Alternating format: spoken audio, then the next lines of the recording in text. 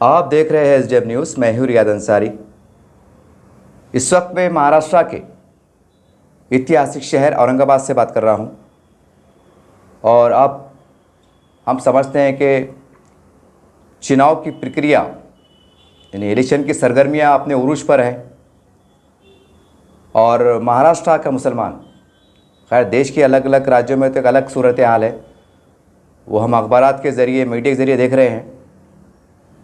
लेकिन महाराष्ट्र का मुसलमान एक अजीब गरीब कश्मकश में उलझ के रह गया है। यूँ समझ दीजिए कि आगे खाई है पीछे कुआं है, बस ऐसी कुछ हालात बने हुए हैं। अब ऐसे हालात में करे तो क्या करे और नहीं करे तो क्या नहीं करे। अच्छे अच्छे दानिश्वर, अच्छे अच्छे स्कॉलर भी परेशान हैं। लोग फैसला नहीं कर पा रहे हैं कि हम इस चुनाव में क्या करें। मैं ख़ास कर क्लियर कर दूं कि ये वीडियो मैं सिर्फ महाराष्ट्र के मुसलमानों के इर्द गिर्द ही बना रहा हूं, क्योंकि सोशल मीडिया पे फेसबुक पे कुछ कमेंट्स के ज़रिए जो सवाल उठ रहे हैं, जो सवाल खड़े किए जा रहे हैं, उसको लेकर ख़ास करके मुसलमानों में बेचैनी का माहौल पाया जा रहा है। आज इंडिया गठबंधन यानी ख़ास करके उद्धव ठाकरे गुट का जो मामला है, जिसमें शरद पवार साहब हैं, कांग्रेस पार्टी है और उद्धव ठाकरे साहब हैं, एक तरह की महाविकास आघाड़ी जो पूरे महाराष्ट्र में चुनाव लड़ रही है मिलकर।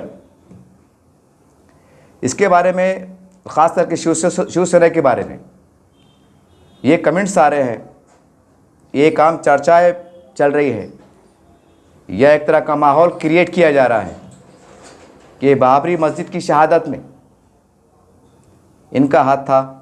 इनके पुराने बयानात को वायरल किया जा रहा है, बहुत सी बातों का बातें पेश की जा रही है, पुराने बातों को पेश किया जा रहा है। इसे आम भाषा में कहते हैं पुराने मुर्दे उखाड़ना। इसको लेकर मुसलमान एक कश्मकश में शिकार है। कमेंट्स आ रहे हैं कि भाई बाबरी मस्जिद की शहादत करने वालों को क्या आप वोट दोगे। ऐसी बहुत सी बातें आ रही हैं। अब सवाल ये है कि जब बाबरी मस्जिद शहीद का जब मामला चल रहा था 1992 में, तो सरकार तो कांग्रेस पार्टी की थी। नरसिम्हा राव जी जो तो प्रधानमंत्री थे और उन्होंने आके टीवी पे बोला भी था कि भाई मुसलमानों को एक आश्वासन दिया था, एक तसल्ली दी थी कि फ़िक्र मत करो भाई, हम कानून के फ्रेम में रहकर जो है तो दोबारा बाबरी मस्जिद की बाजियाबी करेंगे। लेकिन उसके बाद क्या हुआ सब जानते हैं। हालांकि कुछ बीच का रास्ता निकल रहा था कि भाई बाबरी मस्जिद की जगह भी छूट जाए, लेकिन उस वक्त के जो बड़े ज़िम्मेदार थे उनको ये खदशा सताया जा रहा था कि अगर हम इस तरह के हामी भर देते हैं तो कहीं हम पे आरोप लग जाएंगे कि भाई आपने मस्जिद जगह को बेचने का काम किया, या आपको कितने खोखे मिल गए, या आपको कितने बैग मिल गए। या अगर पुराने अखबारात उठा के देखें आप, अब पुराने अगर मीडिया पे उनके बयानात को सर्च करें आप, तो आपको जो तज्जिया निकल के आता है, निचोड़ ये निकल के आता है, वही निकल के आता है। कश्मकश ने मुसलमान करके मजबूरी में ये कहा गया कि भाई अदालत जो फैसला करेंगी वो। अगर उस टाइम अगर मुसलमानों के बड़े ज़िम्मेदारान अगर ये फैसला कर लेते कि भाई कुछ हिस्सा हमें दे दिया जाए, कुछ हिस्सा आप को ले लिया जाए, ये बहुत तल्ख बात कह रहा हूँ मैं, ये बड़ी कड़वी सच्चाई है, ये बड़ी कड़वी हकीकत है। आपको इसके लिए उस टाइम के अखबारात का मुताला करना होगा, बहुत से बयानात को चेक करना होगा। और वो है, वो ऐसा नहीं है कि वो नहीं है बोल के करके मैं इतना कॉन्फिडेंसली एतमाद के साथ कह रहा हूँ। लेकिन उसके बाद ये खदशा सताया जा रहा था कि अगर हमने कुछ सहमति का बीच का रास्ता निकाले तो 25 करोड़ मुसलमान हमको शक शुबा की निगाह से देखेगा। क्या मस्जिद की ज़मीन के पास सौदा किया जा सकता है? क्या मुंतकिल की जा सकती है?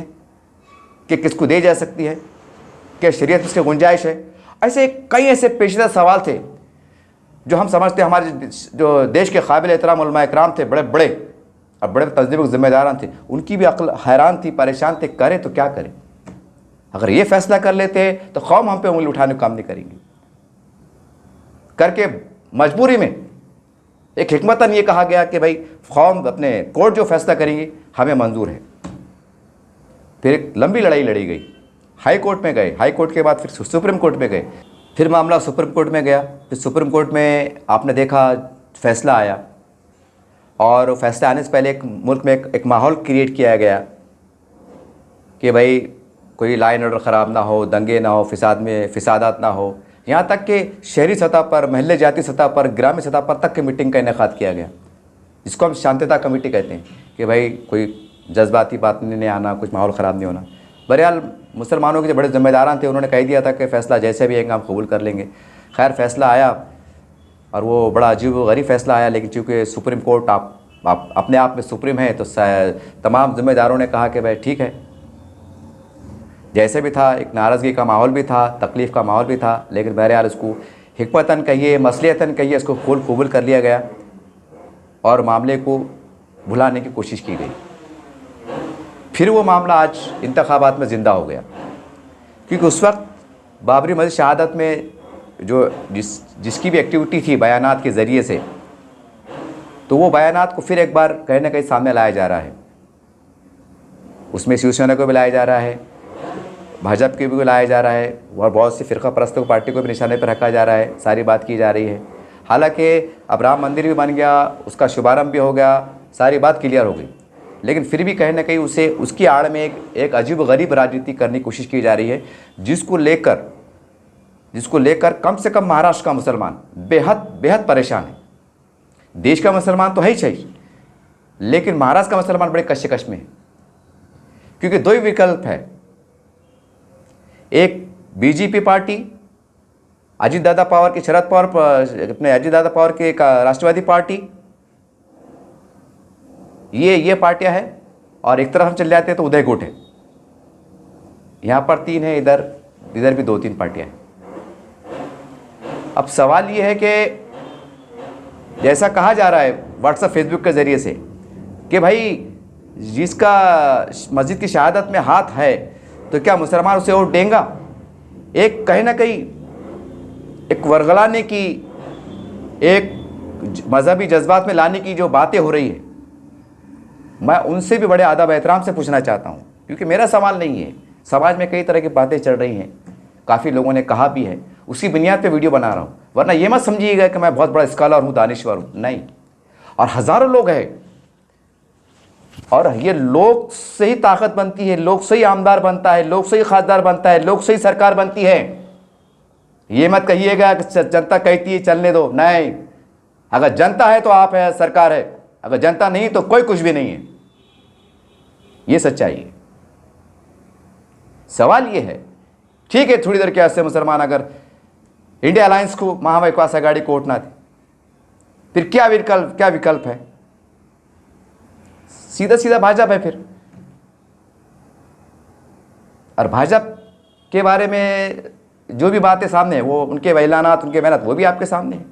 और फ़िरका परस्त के जो नज़रियात के जो बड़े लोग हैं, उनके अज़ाइम हैं कि अगर दोबारा अगर हम सत्ता में आते हैं तो उन्होंने अपने अज़ाइम को इजहार भी किया है,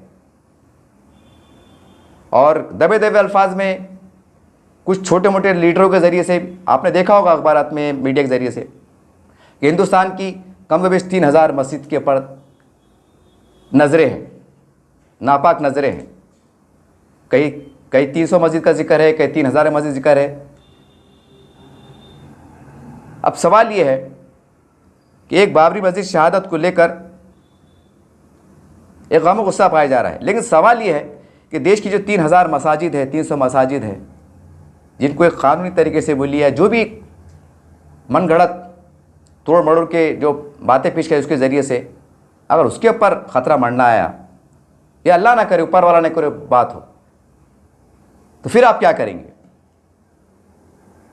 मैं ये नहीं कह रहा हूँ कि भाई बाबरी मस्जिद का मामला कुछ छोटा था या बड़ा था, ठीक है, तकलीफ दे अमल ज़रूर था, सारी बात थी, सुप्रीम कोर्ट ने भी इसको बहुत अच्छे ढंग से पेश किया, ठीक है, बाबरी मस्जिद गई, लेकिन सुप्रीम कोर्ट की जो चंद बातें थी वो ऐसी इंसाफ पर मबनी थी, जैसा कि उसमें आस्था का जिक्र आया, उसमें पहले मंदिर था या नहीं था उसका जिक्र आया, ये 2-3 बातें बड़े मुनसिफाना थी। तारीख़ मौरिख उसको भी दर्ज करेगा कि वाकई सुप्रीम कोर्ट ने ऐसा फ़ैसला दिया है कि जब आस्था की बात आएगी तो बात ही ख़त्म होगी। खैर वो क़ानूनी मामला है, चूँकि सुप्रीम कोर्ट का मामला है और हम क़ानून का, सुप्रीम कोर्ट का एहतराम करते हैं, सभी एहतराम करते हैं, उसके पर ज़्यादा नहीं कहूँगा, लेकिन उसका वो हवाला देना इसलिए ज़रूरी है ताकि जो लोग सवाल खड़े कर रहे हैं कि उनके सामने भी सवाल जाए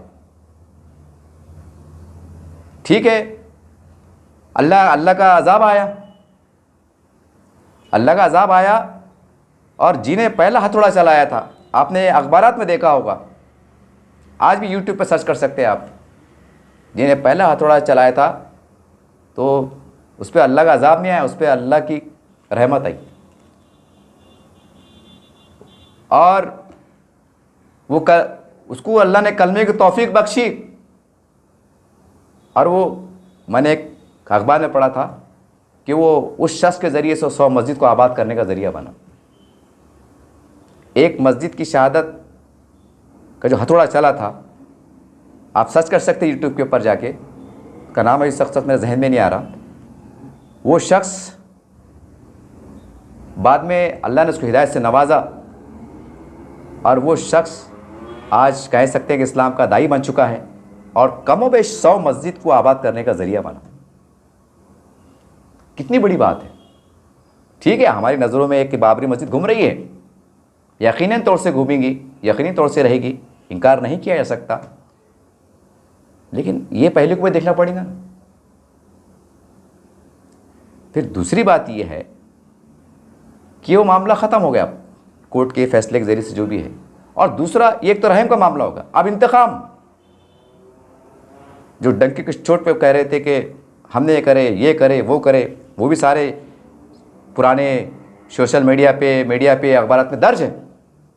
मैं इसको दोहराना नहीं चाहता क्योंकि मुझे भी बात करते बहुत तकलीफ़ हो रही है, लेकिन अल्लाह का इंतकाम आया। इंतकाम ऐसा आया कि नाम निशान सब मिटा। ये रब्बुल आलमीन का फैसला था, क्योंकि मुसलमान कुछ नहीं कर सकते थे ना। कानून का फैसला आ गया, सरेंडर हो गए। दिल जल रहा था, तकलीफ हो रही थी, कुछ लोग दुआएं कर रहे थे, कुछ लोगों की आहें निकल रही थी। अब पता नहीं ये आहों का असर है क्या दुआओं का असर है। महाराष्ट्र के अंदर आपने देखा कि ऐसा हथौड़ा चला, जिन्होंने हथौड़ा चलाया उनके ऊपर अल्लाह ने सियासी हथौड़ा ऐसा चलाया कि आपस में घर में फूट हो गई, 2 धड़ों में तकसीम हो गए। आज जिसका असली था फाउंडेशन, उनका नाम भी गया, उनका निशान भी गया। ये भी तो अल्लाह का अगर छोटे मोटे पैमाने पे एक तसल्ली बख्श हम कह सकते हैं, क्या उसका इंसाफ है? खैर, आप ज़्यादा मैं तवील में इसमें बहस में जाना नहीं चाहता। सवाल ये है कि आज वो लोग पुरानी रविश को छोड़कर, एक सख्त हिंदुत्व जिसको हम कह सकते हैं, उसको छोड़कर एक सेकुलरिज्म की राह को उन्होंने अपनाया है। आज वो मुसलमानों को साथ में लेके चलने की बात कर रहे हैं। आज वो दलितों, बिछड़ों को सबको लेके चलने की बात कर रहे हैं, संविधान को बचाने की बात कर रहे हैं, देश को आगे ले जाने की बात कर रहे हैं, शांति, अमन, मोहब्बत, इत्तेहाद, एकता की बात कर रहे हैं। आज वो लोग बात कर रहे हैं, या उनकी सियासी मजबूरी कहिए, या वक्त की ज़रूरत कहिए, या हो सकता है कि इस तरह से भी अल्लाह रब्बुल आलमीन महाराष्ट्र के लाखों मुसलमानों को संभालने का एक खामोश तरीके से शायद उसकी खुदरत काम कर रही हो। अब बहुत से लोग मेरी बात से इत्तेफाक ना करें, मैं पहले कहा हूँ कि भाई हो सकता है अगर ना करे तो आप उसको मेरी ज़ाती राय समझ लीजिएगा। काफ़ी लोगों में चर्चा है, ये भी एक अल्लाह का निज़ाम चल रहा है कि अगर वो फ़िरका परस्त पार्टी अगर आ जाती है तो फिर उनके अज़ाइम, उनके मंशूर, उनकी सोच, उनकी फ़िक्रें कुछ एलानिया तौर पर, कुछ मख्फी तौर पर, यानी पोशीदा तौर पर वो आपके सामने आया है। कुछ उनके छोटे मोटे लीडरान के ज़रिए से, कुछ संगठनों के जो फ़िरका परस्त नज़रियात के संगठन हैं उनके ज़रिए से, कुछ उनके जो प्राइवेट जो उनके सोशल मीडिया चलता है, कुछ उनके ज़रिए से आप देख रहे हैं। क्या करें, क्या करें? और ये भी कड़वा सच है कि महाराष्ट्र में एक भी मुसलमान को टिकट नहीं दिया गया, एक भी पार्टी को टिकट। मैंने कुछ बड़े जिम्मेदारों से बात किया, और आपको मालूम है कि मैं एक कौम का एक जज्बाती बंदा हूँ। मैं बात नहीं कर सकता, ऐसा हो नहीं सकता। जब मैं इन कैमरा में इतनी बड़ी बात खुल के बात कर सकता हूँ, तो फिर बंद कमरे में बात करना कौन सी बड़ी बात है। अब शायद इस बात से भी आप इत्तेफाक ना करें, लेकिन जो साहब ने, जिस साहब से मैंने बात किया, बड़ी शख्सियत है, मैंने उनके सामने बात रखा, मेरा साहब एक भी मुसलमान को लीडर नहीं है, ये कैसा सेकुलरिज्म है? क्या आपने मुसलमानों को बेवकूफ़ समझ रखा है? क्या सियासी गुलाम समझ रखा है? कि खोटे का बैल समझ रखा है? घूमते रहो घूमते रहो घूमते रहो। तो उन्होंने एक बड़े अजीब गरीब तर्क दिया। वो तर्क मुझे वक्त के हिसाब से बहुत पसंद आया, हालांकि वो तर्क दिमाग में उतरने वाला नहीं है, एक एंगल से देखे तो उतरने वाला नहीं है, लेकिन अगर दूसरे एंगल से अगर देखे तो तर्क मुझे पसंद आया कि नहीं यार, बाकी चलो इसके अंदर भी कोई मसलियत है। वो तर्क ये है कि अगर मुसलमानों को कुछ टिकट दिया जाता 2-5, तो एक लोकसभा हल्के में 4-5 आमदार के क्षेत्र आते हैं। ये कोई नगर सेवक का इलेक्शन नहीं है, 4 गले का इलेक्शन नहीं होता है। एक लोकसभा के क्षेत्र में हल्के के अंदर 5-6 मतलब जो है तो आमदार आते हैं। भाई अगर 8-10 लोगों को टिकट दे दिया जाता अलग अलग कोटे से, तो बोले जनाब अंसारी साहब ऐसा होता, बोले फिर कुछ मुसलमान पार्टियां उनके सामने मुसलमान नुमाइंदे खड़े करती, बोले, और फिर वोटों का बंटवारा हो जाता, फिर सेकुलर पार्टी का ऐसी कम तैसी हो जाती, यानी कि हार जाती। और इसका उन्होंने सबसे बेस्ट हवाला दिया आरिफ नसीब खान का। नसीब खान जो मुंबई के हैं, जो बहुत कम मामूली वोटों से हारे, और ऐसे कई ऐसे सेकुलर जो उम्मीदवार है जो विधानसभा के इलेक्शन में हारे थे। फिर और मुसलमान के सामने मुसलमान आ जाता, बोले फिर हमारा जो एजेंडा है, हमारी जो सोच चल रही थी कि भाई सबसे पहले पार्लियामेंट के अंदर अपना बहुमत बढ़ाया जाए, पार्लियामेंट में अंदर लोकशाही माध्यम से हमारी संख्या बढ़ाई जाए, ताकि कोई ऐसा कानून पास ना हो सके जो संविधान को टकराते हो। क्योंकि जब अब कोई मुसलमान है ही नहीं तो बात ही खत्म। तो मुझे बड़ी, अब इसमें 2 महीने पहले कहा, अगर एक एंगल से देखे तो ये तो बड़ी पागलपनी की बात है, ये तो कोई बात ही नहीं है।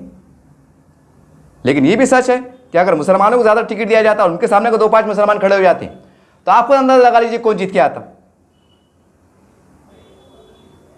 अब बड़ी बात है, लेकिन मुझे ज़ाती तौर से बात पसंद आई कि हाँ ये कड़वा सच है कि जहाँ भी मुसलमान खड़े रहते थे वहाँ 2-4 मुसलमान तो पक्के थे, एकदम पक्के थे।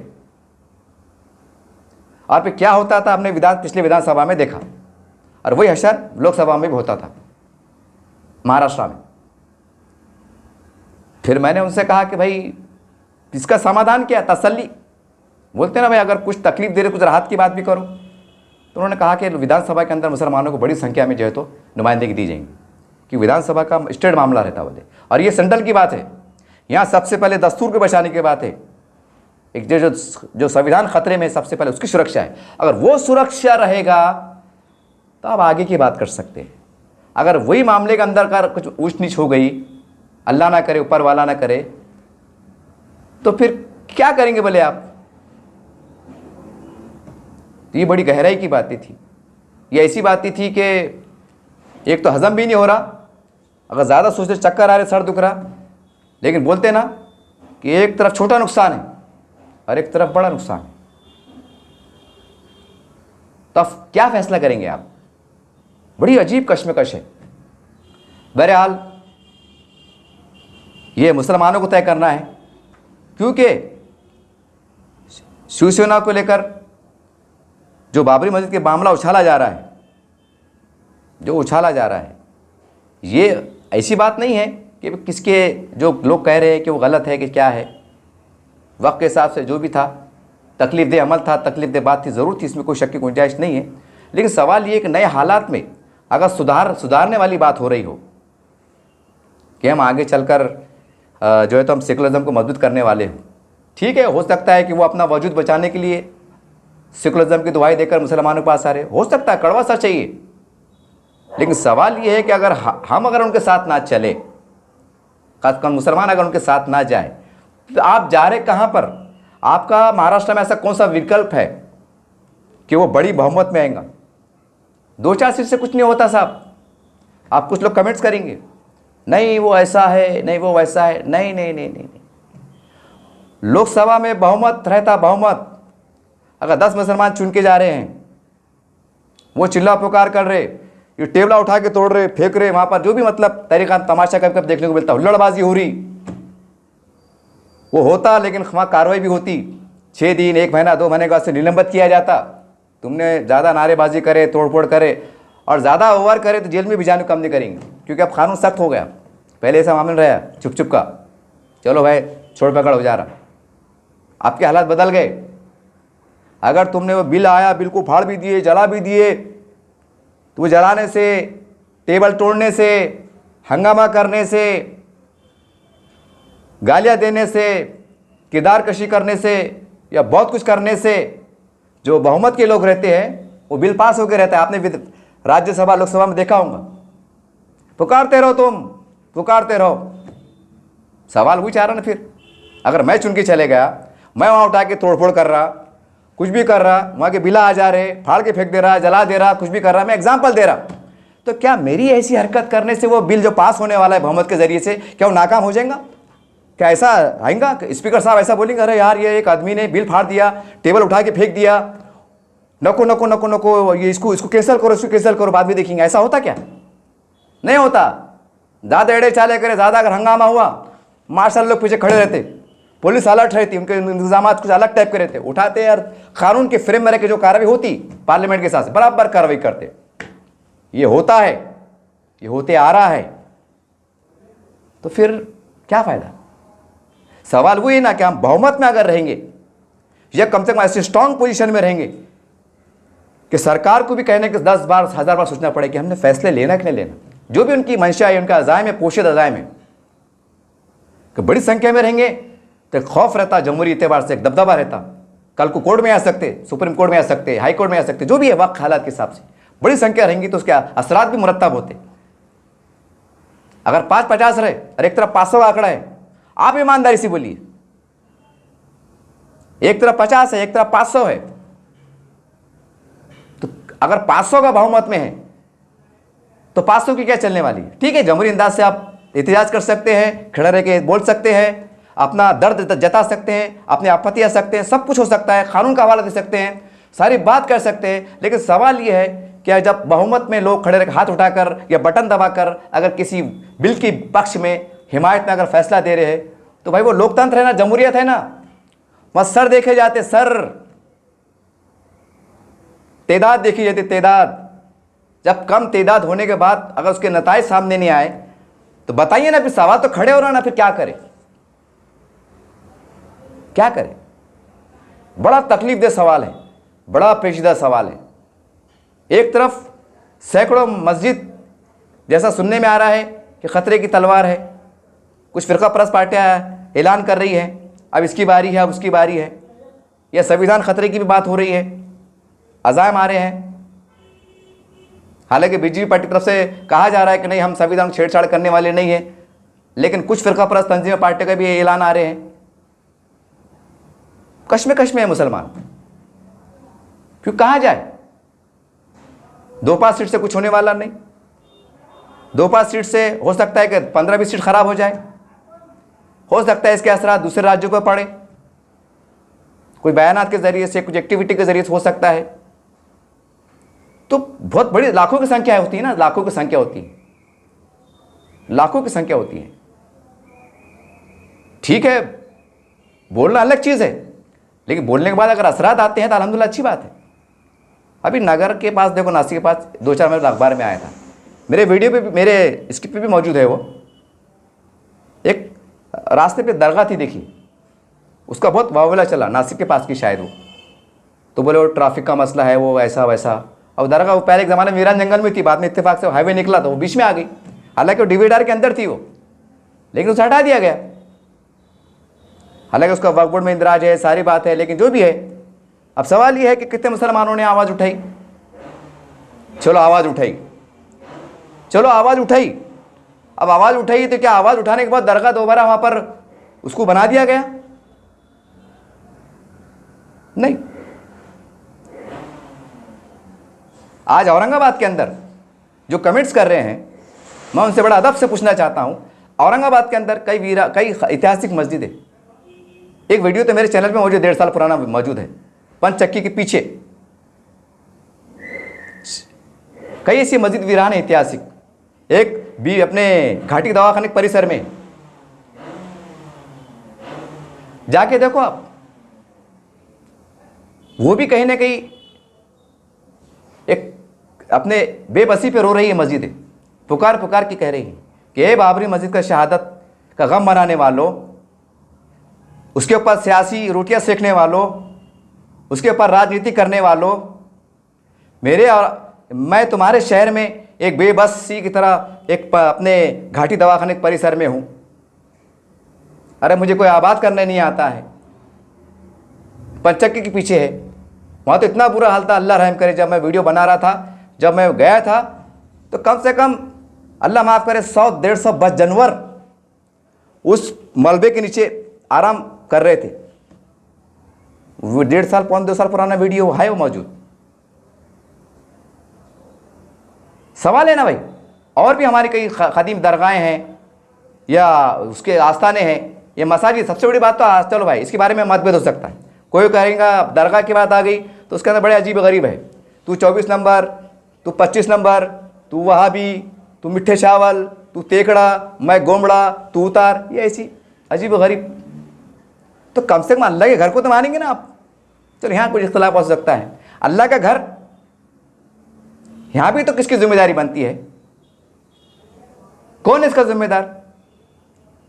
कौन है यहाँ के? अगर मैं सवाल है ना, ये क्या ऐसा कुछ हदीस में लिखा हुआ है क्या कि भाई मस्जिद का मुकाम अलग अलग रहता? ये मान सकता मैं कि मस्जिद नबी सल्लल्लाहु अलैहि वसल्लम वो मामला अलग है, उसके बाद की जो पूरी दुनिया में मसाजिद फैली हुई है, अब वो तो सब अल्लाह के घर है ना, वो अल्लाह के घर है। तो जैसे आपको फिक्र, आप कमेंट्स कर रहे हैं कि भाई वो उसका हाथ था, तब यहाँ पर जो मतलब वक्फ बोर्ड कौन बैठे हुए और उनकी जिम्मेदारी क्या है? ठीक है भाई, आपने गरीबों को नहीं बसाया, नहीं बिठाया, सारी बातें हैं, क्या क्या हुआ क्या क्या नहीं हुआ सारी आपके सामने है, अखबारात के ज़रिए से, सोशल मीडिया के ज़रिए से। लेकिन आखिरी दर्जे पर अगर मस्जिदों की हम तहफ़्फ़ुज़ करने में नाकाम हो सकते हैं, वहाँ के कंपाउंड भी घेरने में नाकाम हो सकते हैं, वहाँ की कमेटी बनाने के भी हमारे पास फुर्सत नहीं है, या बनाने में नाकामयाब है। सवाल है ना फिर, सवाल है ना फिर इस मस्जिद के कमेंट्स को लेकर फिर राजनीति में इतना बवाल क्यों? मैं ये नहीं कह रहा हूँ उनको माफ़ कर देना चाहिए, कि वो बात को भूल जाना चाहिए, लेकिन दर्द बढ़ रहा हूँ, दर्द। यहाँ भी तो मस्जिदें हैं, उसके कमेंट्स आप किसके नाम से करेंगे कि इसको आबाद करो? आज हो 24 के बाद सुनने में आया है, अखबार में पढ़ाऊंगा आपने कि वक्फ बोर्ड के खातिमे की बात की जा रही। ऊपर वाला अल्लाह को मालूम क्या होने वाला है। आज हालात साजगार है, तो आज हमारे पास टाइम नहीं है, आज हमारे पास टाइम नहीं है। अल्लाह ना करे कल को अगर हथौड़ा चल गया फिर तो बहाने चलेगा, अरे यार क्या करना, कानून बन गया, मतलब बोल दो और पीछे रख जाओ। तो कहने का मतलब क्या है कि हमारी सोच, हमारी फिक्र, हमारी नुमाइंदगी, हमारे एहसास, हमारे जज्बात हर मामले में एक सा क्यों नहीं? कहीं अजीब गरीब उठा के पकड़ ले रहे, कहीं अजीब गरीब उसको गिरा दे रहे, कुछ बातों को उजागर कर दे रहे, कुछ बातों पे पर्दा डाल रहे। ऐसा क्यों? ऐसा क्यों? अजीब गरीब सूरत हाल है। कब तक फिरका परस्ती की आड़ में, कब तक हिंदुत्व के आड़ में भाई मुसलमानों को साथ खेला जाएगा या गुमराह किया जाएगा? सवाल है ना, सवाल है। आज अगर उनके साथ अगर मुसलमान नहीं जाते हैं, मैं और सवाल छोड़ दूं, फिर आप कहां जा रहे हैं? अगर जा रहे हैं, क्या उतनी बड़ी संख्या में चुन के आ रहे हैं उतने कैंडिडेट? नहीं आ रहे। कड़वा सा चाहिए। मैं तो औरंगाबाद की बात ही नहीं करूंगा, क्योंकि यहाँ की चाह है कि भाई मुसलमान चुन के आ जाए। उसमें अफसर खान साहब का भी नाम चल रहा है, खाजा साहब का नाम भी चल रहा है, इंतजार साहब का नाम भी चल रहा है। खैर वो जनता तय करेंगी, मैं तो कुछ कहूँगा नहीं, वो जनता जनार्दन है, वो करो, ये सीट की बात है। लेकिन और भी जो मामलात है, जो भी है, आप बेहतर समझ सकते हैं। आवाम बोलिए, हमारे बड़े जिम्मेदार बोलिए, फिर कहाँ जाए? ये जनता के अंदर एक क्रिएट किया जा रहा है व्हाट्सएप के ज़रिए, फेसबुक के ज़रिए कि भाई ऐसा है वैसा है, कि 6 दिसंबर मत भूलो, ये मत भूलो। ठीक है ना भाई, ठीक है, बात सही है आपकी, आप सही बोल रहे कि नहीं बोलना चाहिए, लेकिन सवाल ये है कि अगर वो तमाम इंडिया गठबंधन के, महाविकास अघाड़ी के अगर उम्मीदवार अगर ये अभियान से अगर वोट की तकसीम होती है और वो शिकस्त खा जाते हैं, फिर महाराष्ट्र में लोकसभा की सीटें बढ़ रही किसकी? और वो सीटें बढ़ेंगी तो वहाँ पर फिर वो जो अज़ायम है तो वो पूरा करने में क्या उनको कामयाबी नहीं मिलेंगी बहुमत के साथ? ये भी सोचना पड़ेगा। अब तो इस तरह की सोच बनाने की जरूरत है कि ठीक है भाई, एक बाबरी मस्जिद, जो भी हालात थे, वक्त थे, वो बड़े दर्दनाक हालात थे, लेकिन हमें ऐसे इक़दाम करने की ज़रूरत है, वो उस हादसे को, उस दर्द भरे वाक़ये को बाजू रखकर कि आने वाले वक्तों में हम ऐसी ताकतों के साथ कि भाई आने वाले वक्तों में जो संविधान की छेड़छाड़ ना हो। हिंदुस्तान में फैली हुई जो बड़ी बड़ी मस्जिदें हैं, जिसके पास सवाल खड़े हो रहे हैं, जिसके ऊपर नापाक नज़र है, उसका तहफ़्फ़ुज़ हो सके। हमारे आशुर खाने हैं, हमारे दरगाहें हैं, जो भी हैं, अब उसके तहफ़्फ़ुज़ की फिक्र करना पड़ेगा ना। अब इसके चक्कर में जाएंगे तो जाहिर सी बात है उतर पुतर हो जाएंगी, टूटपट हो जाएंगी, और जब होंगी तो फिर और ज़्यादा भयानक हालात हो सकते हैं। वो तो कानून से काम करेंगे ना, तो उस वक्त क्या करेंगे? उस वक्त क्या करेंगे? सवाल है ये, सवाल ये मेरा सवाल नहीं है, कई लोगों का सवाल, चर्चाएं चल रही थी। मैंने काफ़ी लोग कहा कि बोलिए, लेकिन बोलते ना लोग, कुछ बोलते यार नको, हम कैमरे के सामने नहीं आना चाहते, ऐसी बात है। मैं चलो भाई इसके ऊपर एक तबसरा कर लिया जाए। और बड़े अजीब कश्मीर का सवाल है, क्योंकि मैं खुद सोशल मीडिया चलाता हूँ, मैं खुद एक पत्रकार भी हूँ, चौथे से चिपकाई भी हूँ, लेकिन मैं खुद सवाल कर रहा हूँ जनता से। हालांकि पत्रकार सवाल करता है, पत्रकार सवाल खड़े भी करता है, लेकिन आज समझ लीजिए कि मैं भी जनता के बीच में चल रहा हूँ। सवाल है बड़े जिम्मेदारों से है, जो लोग उस पर सवाल खड़े हैं उनसे है, आपसे है। ये सवाल मेरा खुद अपने आप से भी है। मैं खुद हैरान परेशान हूँ, करे तो क्या करे, नहीं करे तो क्या नहीं करे। अजीब गरीब सूरत हाल है। ठीक है, आज वो अगर इंडिया गठबंधन वाले, अगर जिसमें उद्धव ठाकरे साहब का ग्रुप, अगर वो सेकुलरिज्म को बचाने की बात कर रहे हैं, संविधान को छेड़छाड़ नहीं होने देंगे, और जो हम जातिवाद का माहौल पनपने नहीं देंगे, एक ऐसे हिंदुत्व को लेकर चलेंगे जहाँ पर मुसलमान को भी इंसाफ मिले, दलित को इंसाफ मिले, आदिवासियों को इंसाफ मिले, हम सबको लेके चलेंगे, उनका एक मंशूर में शामिल है, उनके अज़ाइम में शामिल है, तो फिर और अच्छी से ज़्यादा बात क्या हो सकती है? कम से कम बोल रहे तो सही। हो सकता है उनकी मजबूरी हो, क्योंकि उनके भी वजूद का बका है ना।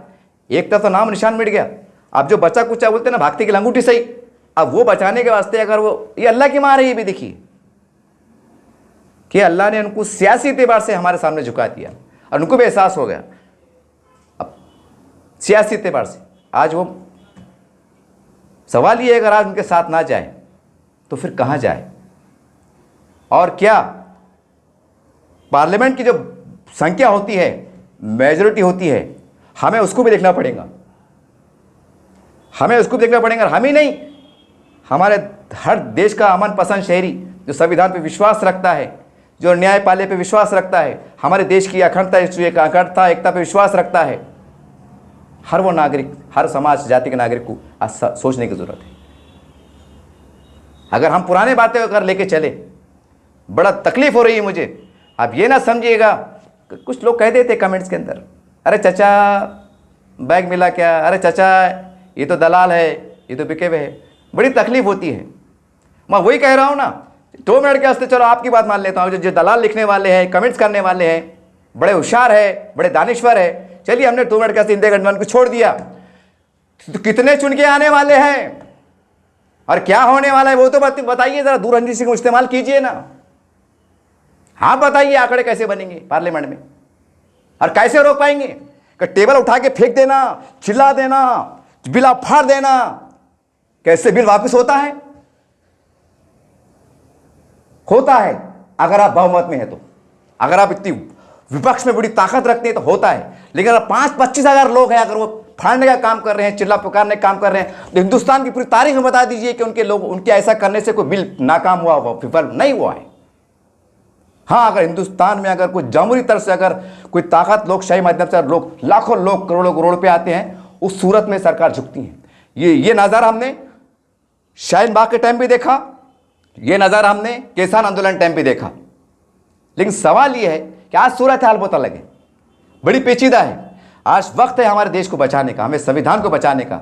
आने वाले हालात में कोई जातिवादी माहौल क्रिएट ना हो, आने वाले माहौल में कोई हिंदू मुस्लिम ना हो, आने वाले माहौल में कोई मंदिर मस्जिद का विवादित ना हो। हमें इसके ऊपर सर जोड़कर हमें आगे चलने की ज़रूरत है, और जो अच्छा हो सकता है उसके साथ चलने की ज़रूरत है। ये हमारी ज़रूरत भी है, एक तरह से मजबूरी भी है। हम कोई भी नाम दे सकते हैं, इसे कोई भी नाम दे सकते हैं। कम से कम उनके पास जाके गिरेबान पकड़ सकते हैं कि इनको भी एहसास है कि हमारा नाम और निशान वजूद मिट गया था, लेकिन इनके सहमति से, इनके सहयोग से, इनके मतदान से हमारा वजूद हमको बख्शा गया। ठीक है, हमारा निशान कुछ अलग मिला, कहीं ना कहीं वो एहसान के साए में एक उनके जो भी है वो चलेंगे और अच्छा माहौल क्रिएट होगा। और ये भी अल्लाह काम ले रहा है, ये भी अल्लाह की तरफ से हो रहा है। वरना मुसलमानों को ताकत ही क्या है? ठीक है, आप करोड़ों में है, सारी बात है, लेकिन ताकत ही क्या है? आपकी हैसियत क्या है? और जो लीडर है बड़े बड़े लेवल पर, उनकी भी क्या हैसियत है? सिर्फ बयानात तक मौजूद है। वरना बताइए ना, कोई अगर बहुत बड़े मुसलमान लीडर का मुल्की सतह पर बयान आया हो, इख्तलाफाती बयान आया हो, किसी पार्टी किसी पॉलिसी की मजम्मत की गई हो, तो ज़रा गौर कीजिए, ठंडा पानी पीजिए। क्या उनकी मजम्मत करने से, उनके बयान देने से, उनके प्रेस में मीडिया आने से क्या वो कानून वापस हुआ? क्या मुसलमानों को इंसाफ मिला? नहीं मिला, बल्कि और मामला कुछ किधर किधर चले गया। ये बड़ी अजीब गरीब बातें थी, बड़ी हैरान कुन बात थी। अजीब गरीब बोलते ना, एक वो भूल भुलैया, दौलत किले में को गया हूँगा शायद, भूल भुलैया रहती, देखो ऐसा मुसलमान चल रहा है। कहाँ जाए? इधर से जाए कि वहाँ गिर जाएंगे, वहाँ खाएंगे। तो कम से कम आने वाले वक्तों में हमारी मस्जिद, जो मुल्की सतह पर मसाजिद हैं, जो चंद मुट्ठी पर फ़िक़्ह परस्तों के मतलब निशाने पर है, उनको अगर तहफ़्फ़ुज़ चाहते हैं, संविधान को तहफ़्फ़ुज़ चाहते हैं, उनको बचाना चाहते हैं, इस मुल्क में अमन बहाल चाहते हैं, एकता चाहते हैं, तो कुछ बातें हमें बहुत भूल कर आगे चलना होगा। ये मैं नहीं कह रहा हूँ, ये काफ़ी दानिशवर लोगों की बातें हैं, काफ़ी। क्योंकि अगर लोग कहेंगे भूल जाने की बात करो, तो बोलेंगे यार ऐसी किसी बात कर रहे। फिर सवाल वही है ना, फिर कल को अल्लाह ना करे और 300 या 3000 का मामला आ जाएगा, तो कहाँ तक सर जोड़ के बैठेंगे आप? कहाँ जग जाएंगे? क्योंकि हमारी लीडरशिप उतनी मजबूत नहीं है ना। नहीं है। इसका सबसे बड़ा, अगर आखिरी में जाते एक वीडियो बड़ा हो रहा है, मैं क्योंकि औरंगाबाद से वीडियो रिलीज़ हो रहा है ना करके, मैं औरंगाबाद की मिसाल दूंगा ताकि औरंगाबाद वालों तुमको सोचने में, समझने में, मैं जो कह रहा हूँ कि मैं गलत कह रहा हूँ कि झूठ कह रहा हूँ कि किस पे अज़लाम तरश कर रहा हूँ, आपको समझने में आसानी हो। यहाँ की कई ऐतिहासिक मस्जिदें वीरान पड़ी हैं, क्यों आबाद नहीं हो सकी? आपके वक्फ बोर्ड मौजूद है। सवाल है मेरा, आज औरंगाबाद के मुसलमान 3 कब्रिस्तान के लिए परेशान हैं, कई धरना दे रहे हैं, मोर्चा दिए हैं, मेरे चैनल पे मौजूद है।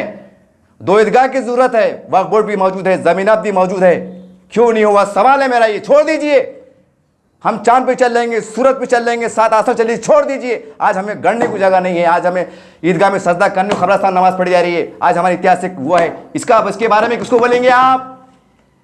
चंद्रकांत खैरे जिम्मेदार है, मोहन भागवत जिम्मेदार है, भागवत करार साहब जिम्मेदार है, कौन जिम्मेदार है भाई? अरे अगर हम यहां पर ही फेल जा रहे हैं, यहां पर हमारे मसाइल हैं, चले मुल्क की बात करने। मैं नहीं कह रहा हूं, सोशल मीडिया पर चल रहा है, उसके आधार पे कह रहा हूं। अब जो लोग जिम्मेदार है, ये उनकी जिम्मेदारी बनती है, और कोई एक जिम्मेदार नहीं है, सब जिम्मेदार है अपने एतबार से। कोई छोटा है तो उसको छोटे एतबार से जिम्मेदार है, कोई अगर बहुत बड़ा है तो बड़े लेवल पर जिम्मेदार है। यहां समझ रहे आप? कब्रिस्तान, ईदगाह और ये है। अगर औरंगाबाद में अगर अमेरिका का एयरपोर्ट भी ला लिए जाए, और यहाँ पर कोई मुसलमान की आबादी को गढ़ने की जगह नहीं है, और अमेरिका एयरपोर्ट ला रहे हम, जहाँ 4 जहाज वन टाइम में उतार रहे, और वो मुसलमान पूछेंगे 4 जहाज आके 4 जहाज उतारे, क्या बोलेंगे आप? हो बोलेंगे भैया मेरे को बढ़ने की जगह नहीं है, तुम एयरपोर्ट की क्या बातें कर रहे, मेरे को रोजगार की जरूरत है ना? यह है बुनियादी बात, यह है मसाइल, यह है मसाइल। क्या हो रहा है, क्या डेवलप हो रहा है, वो बात नहीं है। जनता की जो जायज जरूरत है, जिसके लिए तकलीफ दे है, अगर वो मसाइल पूरे होते हैं तो क्या कहा जा सकता है? भले वो आपकी नजर में छोटी हो, वो आपकी नजर में छोटी हो, लेकिन आवाम के लिए बहुत बड़ी बात मानी जाती है साहब, बहुत बड़ी मानी जाती है। तमाम जिम्मेदारों को कह रहा हूं, ये छोटी बात नहीं है। ऊपर वाले भी नियत के हिसाब से फैसले करेंगे इंशाअल्लाह ताला। हमारा काम है कोशिश करना, अच्छी नेक कोशिश करना हम कर रहे हैं, तमाम जिम्मेदार कर रहे हैं, देश के उलमा इकराम कर रहे हैं। अल्लाह सबको जज़ाए खैर दे, अल्लाह आपको सबको सेहत तंदुरुस्ती अता करे, और कुछ ऐसे फैसले ज़रूर आए मैं तो ये नहीं कहूँगा कि ये आ जाए वो हार जाए, मैं ये कहूँगा कि अल्लाह ताला आने वाली हुकूमत ऐसी आए जो हमारा संविधान सुरक्षित रहे, हमारा देश अखंड भारत रहे, यहाँ कोई हिंदू मुस्लिम विवाद ना हो, सब अमन से चले, प्यार से चले। यही मेरा दर्द है, यही मेरा पैगाम है। वो किसके हाथ से करवाता है मुझे नहीं मालूम, क्या होगा मुझे नहीं मालूम। इस दुआ के साथ आपसे अलविदा होता हूँ। कुछ बोलने चालने माफ़ी हुई तो मैं गलती हुई तो माफ़ी चाहता हूँ, लेकिन इसके अंदर एक एक बात में दर्द है जो अगर आपको लगता है तो आपको सोचने की ज़रूरत है, फिक्र करने की ज़रूरत है। बाकी आप कुछ समझदार हैं। देखते रहिए आप एसडीएम न्यूज़ चैनल। जय हिंद, जय महाराष्ट्र।